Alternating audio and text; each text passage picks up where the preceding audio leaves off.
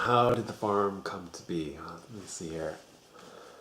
Several years ago, I learned about climate change and got really scared. I read a few books, and at the time, I had a 9 to 5 desk job in tech.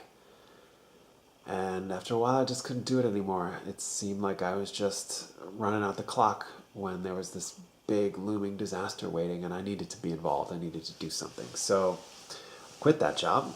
And for a while, I did journalism related to climate change. I wrote articles. I explored the issue more deeply. I mean, it was a journey of discovery for myself primarily.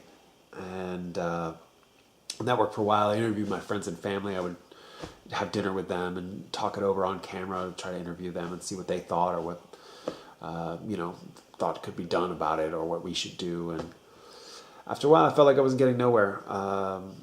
And I became, again, sort of uncomfortable with my present situation. I was living in Boston at the time and, living in the city and felt totally exposed to the threats of climate change, whatever you perceive them to be. Like, the city is not where I want it to be. So we made a plan to start a farm. And after a good amount of looking and searching, we found a place. And I wanted to run it a little differently than a normal farm as well. I had read plenty about traditional farming, and it's more like mining than farming, where the soil gets eroded and totally exhausted. And I wanted to pursue regenerative agriculture is sort of the heading that this farm falls under.